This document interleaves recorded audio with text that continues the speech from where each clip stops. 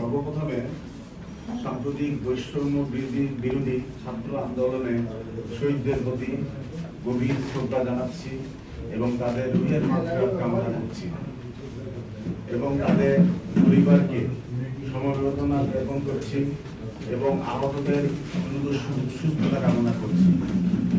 প্রিয় সাংবাদিক ভাই ও বোনেরা, মোহাম্মদ আব্দুল্লাহ, ব্যবস্থাপনা পরিচালক, আল মুসলিম গ্রুপের পক্ষে আমি তার আইনজীবী মোহাম্মদ আনসারুজ্জামান তার লিখিত বক্তব্য পেশ করছি।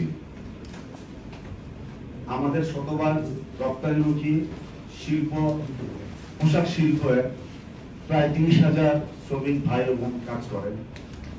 দেশের রপ্তানি খাতে আমাদের প্রতিষ্ঠান এই পর্যন্ত 2বার স্বর্ণপদক ও 4বার সিলভার পদক লাভ করেছে। বৈদেশিক মুদ্রা অর্জন ও বেকার সমস্যা নিরসনে আল মুসলিম গ্রুপ বিশেষ ভূমিকা পালন করছে। দেশের সংকট ও দুর্যোগে বিশেষ ভূমিকা পালন করে আসছে এবং আগামীতেও এইসব যে কোনো দুর্যোগ এবং সংকটে আল মুসলিম গ্রুপ সবসময় তার সাধ্য অনুযায়ী সবাইকে সহযোগিতা করার চেষ্টা করে এবং করবে। গত 12/8/2024 তারিখে প্রতারক সৎ ধূর্ত সৈয়দ আজহারুল কবির মিথ্যা ও বানোয়াট তথ্য দিয়ে একটি সাংবাদিক সম্মেলনের বক্তব্য প্রদান করেছেন। আমাদের ব্যবসায়িক সুনাম ক্ষুণ্ণ ও সামাজিকভাবে হেয় প্রতিপন্ন করার উদ্দেশ্য প্রণোদিতভাবে উক্ত সংবাদ সম্মেলন করেছেন। অত্যন্ত দুঃখ ও ভারাক্রান্ত মনে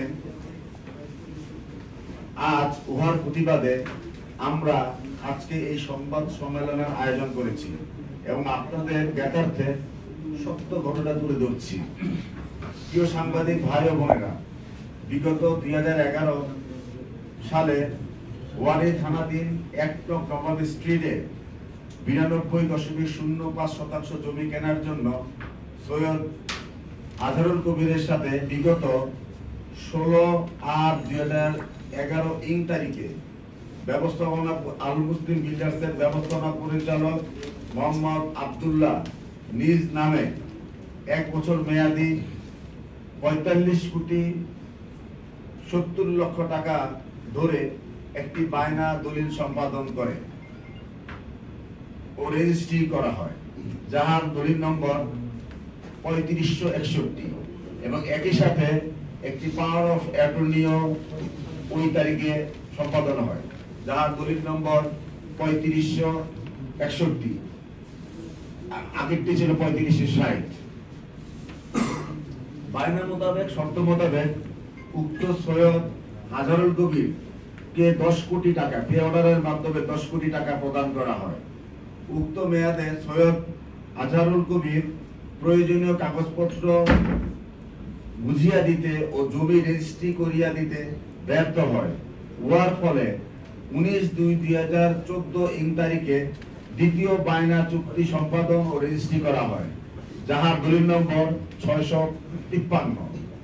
উক্ত মেয়াদে সৈয়দ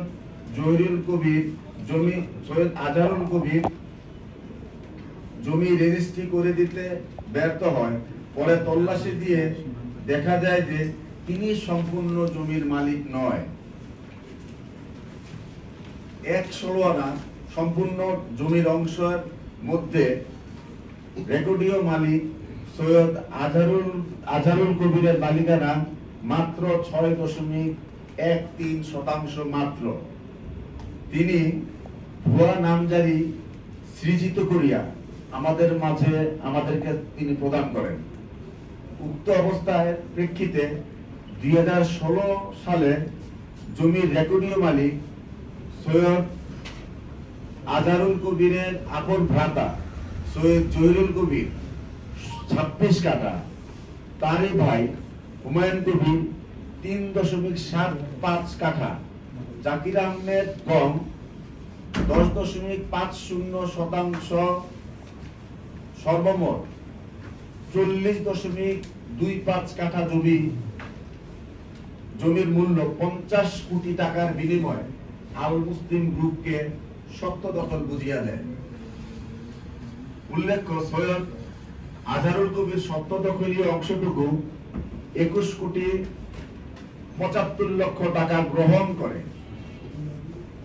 বিগত 12/5/2024 ইং তারিখে এক দ্বিপাক্ষিক আপোষ চুক্তি সম্পাদিত হয়। হওয়ার ফলে যুগ্ম জেলা জজ প্রথম আদালত ঢাকায় একটি মানি মোকদ্দমায় 31/2016 মোকদ্দমায় সৈয়দ আজহারুল কবিরের উপস্থিতিতে মামলাটি সোলেনমূলে নিষ্পত্তি হয়। উক্ত সোলেনামার শর্ত অনুযায়ী সৈয়দ আজহারুল কবির 1 নং নবাব স্ট্রিটে সম্পূর্ণ জায়গায় তার কোনো অংশ অবশিষ্ট নেই মর্মে তিনি ওই সোলেনামায় স্বাক্ষর প্রদান করেন।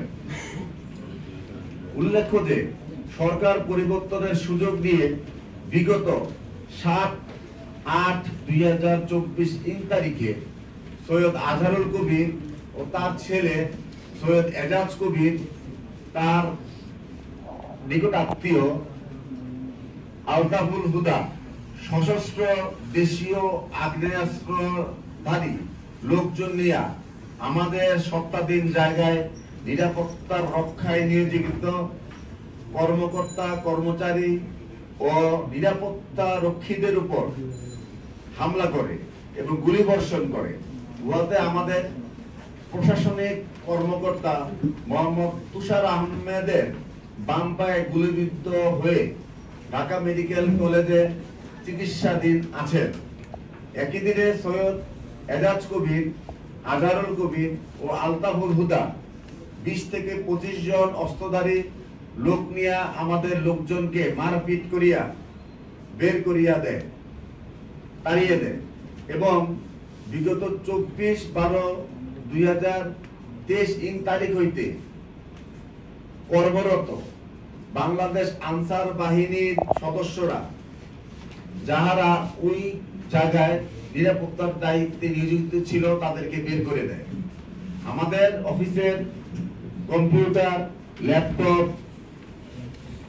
ভারী সরঞ্জাম, মেশিন সমস্ত মালামাল নিয়ে যায় এবং আমাদের সত্য দখল জমিতে বেআইনিভাবে অনুপ্রবেশ করে। এছাড়াও আল মুসলিম বিল্ডার্সের কর্মকর্তা কর্মচারীর নামে বিভিন্ন পত্রিকায় অসত্য তথ্য প্রচার করে যাচ্ছে। গত 20 আগস্ট 2024 ইং তারিখে অসৎ উদ্দেশ্য চরিতার্থ করার জন্য সম্পূর্ণ মিথ্যা, ভিত্তিহীন ও বানোয়াট তথ্যের উপর ভিত্তি করে সংবাদ সম্মেলন করেছেন।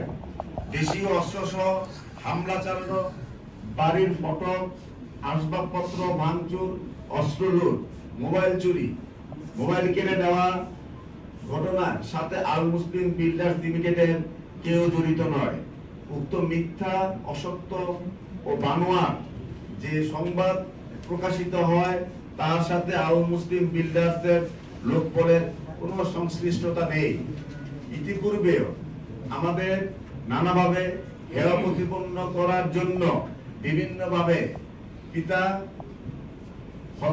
সৈয়দ আজহারুল কবির এবং তার পুত্র এজাজ কবির চেষ্টা তদবির করে যাচ্ছেন। এমনকি প্রধানমন্ত্রীর অফিসেও তারা মিথ্যা অভিযোগ দায়ের করিয়াও তাহা প্রমাণ করতে ব্যর্থ হয়ে বর্তমানে এই অসৎ কর্মকাণ্ডে তারা লিপ্ত আছে। প্রিয় সাংবাদিক ভাই ও বোনেরা, আপনারা জাতির বিবেক, জাতির গর্ব। আশা করি আমাদের লেখনীর দ্বারা সত্য উদ্ঘাটন, আপনাদের লেখনী দ্বারা সত্য উদ্ঘাটিত হবে। আমরা আপনাদের কাছে এই কামনা করছি।